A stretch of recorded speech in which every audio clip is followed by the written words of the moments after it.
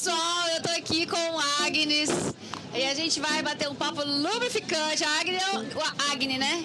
Agni. O Agni é um cara muito sensacional, eu já conheço ele há um tempo. E pra você que curte meus conteúdos, então mete o dedo no sininho, se inscreva no canal e bora lubrificar a vida. Vem comigo. Agni, que legal, prazer te receber aqui. Porra, finalmente, depois de quanto tempo que a gente tá falando, vamos fazer alguma coisa, vamos combinar alguma coisa, né? E obrigado por você estar aqui, viu? Muito obrigado mesmo. Se apresenta.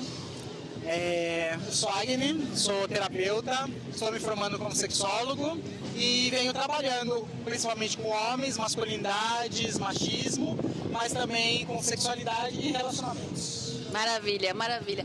Agni, qual que é o seu maior desafio hoje nessa tua jornada da sexualidade?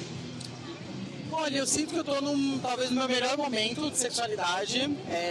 Eu sou não monogâmico, eu gosto de sexo, eu gosto de putaria, pode falar isso aqui? Pode, claro que pode. Eu gosto do meio liberal e eu sinto que sempre na vida eu me escondi disso, por causa do preconceito, dos tabus.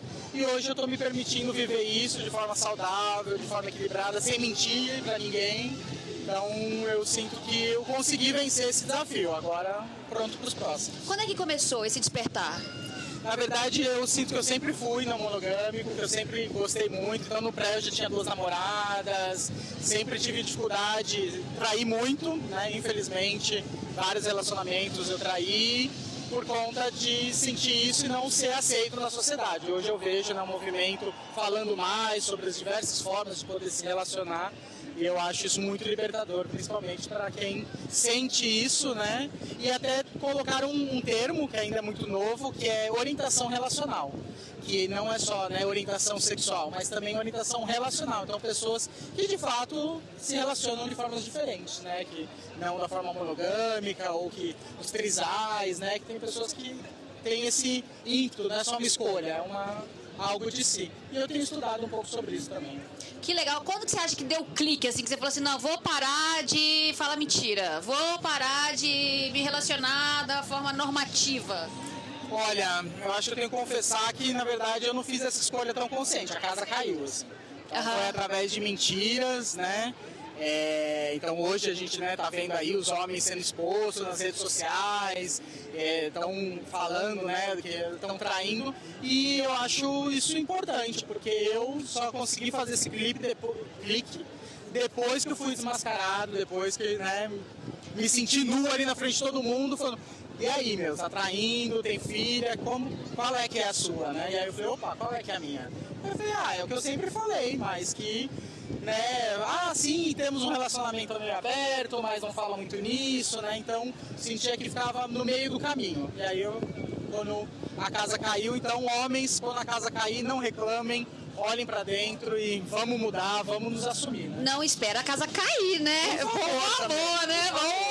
Vamos fazer contenção de danos, né? Espera a casa... Porque você tá trabalhando com homens, né, Agni? Não, nessa época eu ainda não estava trabalhando. Não, tá. Não. Isso foi algo que me ajudou a querer trabalhar com os homens e também com relacionamentos e sexualidade, nessa intenção de precisamos falar mais sobre isso, precisamos trazer mais honestidade. Sim, isso foi um fator bem importante. Como é que tá hoje seu trampo com os homens? Porque quando eu te conheci, foi na época da pandemia e você tinha já os conteúdos de masculinidade tóxica, né? De macetar essas normas que a gente tem. Como é que tá hoje seu trabalho? Olha, tem crescido, né? Então eu tô há 6 anos trabalhando mais com esse tema de masculinidades com homens, tem crescido bastante, mas ainda muito resistente. A maioria dos homens ainda resistindo muito, quando começam, vai até a página 3, 4 ali, depois já, tá bom, já resolvi meus principais problemas, então ainda sinto que é bem desafiador, mas tem aumentado, tanto a quantidade de homens, quanto também o nível de profundidade que os homens estão se permitindo se abrir. E qual que é a maior dificuldade do homem? Eu acredito que é a vulnerabilidade, né? Ele conseguir se abrir. Tem uma questão de sentimentos também, então de não saber o que está sentindo, porque a gente foi permitido só sentir raiva. né? Não chora senão você não é homem, se é homem é um saco de batata. Então, mesmo eu nunca ouvindo isso do meu pai, eu sinto que eu vivi isso por muitos anos, de não conseguir saber o que eu estou sentindo, muito menos expressar. Então, o nome do meu projeto é Diálogo Masculino, porque eu sinto que o diálogo é um dos principais desafios dos homens, não conversar. Mas eu acho que antes de a gente saber conversar, a gente sabe o que a gente está sentindo, porque senão a gente não sabe o que a gente falar. Né? Ah, eu tô de saco cheio. Saco cheio do quê? Né? Nem sabe direito onde está o problema. Que louco você falar sobre isso, né? Sobre essa subjetividade emocional do homem não conseguir nomear suas emoções. Sim. Triste, né? Triste, muito triste. E aí que ao mesmo tempo entra na raiva, que a raiva é permitida para o homem. Né? Então aí, por isso o grau de violência, porque tudo que a gente não sabe resolver, a gente vai pra raiva, vai pra violência. Então até, né, eu já recebi muitas críticas, né, de algumas correntes feministas, assim, de, poxa, vocês estão falando de masculinidades para trabalhar com os homens, mas vocês estão falando de vulnerabilidade, de sentimentos, tem que falar de machismo, tem que falar de patriarcado. Eu concordo. Meu objetivo da minha vida, do meu projeto, é acabar com o patriarcado. Mas eu sinto que para nós homens conseguirmos entender a dor que a gente causa, a dor que o patriarcado causa em nós, nas mulheres e em todos, a gente precisa aprender a sentir, aprender a falar. E esse ainda é um grande tabu, um grande desafio. Não, sem dúvida. O que eu mais assim, acho mais interessante é você... De fato, eu também super acredito nessa questão da vulnerabilidade, porque se você não sente, como é que você luta por algo que você não sente? Sim, esse é o desafio.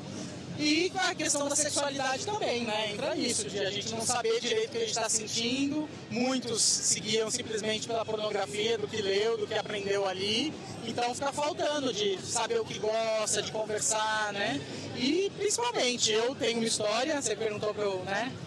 Pensar numa história, e a história que eu queria falar é que meu primeiro relacionamento adolescente, depois de mais de um ano de relacionamento, eu consegui ter uma conversa com a minha namorada na época, e ela falou que ela nunca tinha gozado. E ela só descobriu isso porque ela tinha transado com outro cara, me traindo, né? E com ele ela tinha gozado. E aí ela veio e me falou isso. Nossa, fiquei arrasado, né? Eu também tinha traído ela, nesse momento a gente decidiu abrir a relação e vivemos um tempo assim, foi legal. Mas quando eu ouvi isso, vontade era de me enterrar, né? Tipo, nossa, eu achando que manjava alguma coisa de sexualidade e não, né? Então, mas pra mim foi muito bom, porque a partir desse momento eu comecei a estudar, comecei a conversar, comecei a perguntar, comecei a me olhar o que eu gosto. Então foi traumático no momento, mas achei que foi muito positivo. E o que você gosta? O que eu gosto? Olha, eu gosto de bastante coisa, assim, mas eu gosto de variar muito, assim, então tanto num sexo muito espiritual, onde às vezes é muito leve, muito sutil, com toques sensíveis e sutis, e ao mesmo tempo às vezes uma pegada mais forte, com mais pessoas, né? Então eu gosto também uma brincadeira com mais pessoas e de se permitir também, né? Eu tenho tentado desconstruir muito o sexo genitalizado. Então, de explorar mais o corpo, de brincar mais, de não precisar tanto, né, só dos genitais, nem da penetração. Você já transou com homens? Já. Como já. foi essa experiência? Sexual, olha, foi legal muitas vezes, foi bom, foi legal. Eu sinto que minha relação com homens é mais sexual do que atrativa, então nunca me namorei um homem, sempre foi mais os meus amigos, mais alguma coisa assim de troca. E eu acho muito legal, assim, eu acho que tem umas coisas bem diferentes, né? Então uma pegada mais forte, né? Que lógico que algumas mulheres também têm, e homens trans e mulheres trans também. Mas sinto que tem o orgasmo da próstata é constatado? Olha, pra ser bem honesto, eu lembro disso só na minha infância. Nos últimos tempos eu ainda preciso explorar um pouco mais. Não necessariamente pode ser, porque cada pessoa é de um jeito, né? Mas é porque a gente falar sobre sexo anal no homem, né? Não quer dizer, não tem a ver com orientação sexual mesmo, né? Então, o homem, anatomicamente falando, ele tem a próstata, que é considerada a zona G ali, como a gente tem a nossa zona G, né? Muito inervada. Regiões inervadas são regiões propícias de um orgasmo, né? Então... Sim, eu senti muito prazer, mas isso, de um orgasmo mesmo, assim como um ejaculatório, assim, eu lembro de ter sentido isso mais na adolescência, mas agora na idade adulta vou explorar um pouco mais. E agora, o que você falaria para essa moçada? Você agora como um estudioso, como um sexólogo, né? Quais são os seus projetos? O que você vislumbra aí da tua carreira? E o que você deixa aí de mensagem para a moçada? Olha, eu acho que o machismo é uma merda, assim, sabe? Eu acho que essa é a frase que eu deixo, porque ele prejudica muito nós homens, prejudica muito, absurdamente mais as mulheres, mas eu acho que muito os homens, na relação da sexualidade também prejudica muito nós homens, então a gente perceber isso, de quanto isso nos trava, nos bloqueia, faz a gente aprender com a pornografia, que também é algo que é uma deseducação sexual. Então eu atendo muitos homens, muitos com problemas na sexualidade por conta da pornografia. Então acho que esse tema também é muito importante de nós falarmos, né, e cada vez mais a tecnologia permitindo. Então vamos se desconstruir, né, para os homens e conversar mais, né, entre homens, mulheres, entre todos, e poder conversar um pouquinho mais. Meter a língua, né? Em todo quanto é lugar, né? Meter a língua em tudo quanto é lugar. Se não lubrificar, foda-se, né? Tipo assim. Até isso ajuda, né?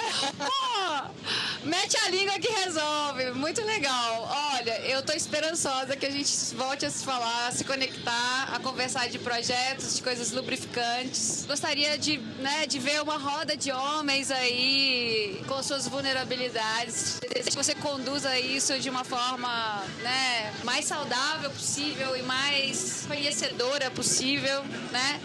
Obrigada, eu tenho uma admiração grande pelo seu trabalho. A gente já fez live junto, estamos aí na luta para macetar esses tabus, macetar esse machismo estrutural que nos adoece todos os dias, né? Por favor. Eu agradeço muito, também admiro muito o seu trabalho, sua descontração de falar de temas sensíveis de forma leve, de forma descontraída. Acho que a gente precisa muito disso e que, né, as novas gerações aí também consigam ouvir assim e desconstruir esse tabu, porque é muita prisão, né? A gente não precisa disso, a gente só foi de prazer, de alegria, né? Você sabe que eu tô no meu projeto Não Monogamia, né? Bom, vamos conversar. Eu tô no meu projeto Não Monogamia. Quero ver o próximo capítulo. Acho que eu vou precisar da consultoria em breve. Bom, vamos nessa. Obrigado, querido. Valeu. Valeu. Deixa seu arroba aí pra nós. Então, meu arroba é Agni, AGNI, diálogo masculino. Então, vamos dialogar. Bora, gente. Vamos meter a língua com o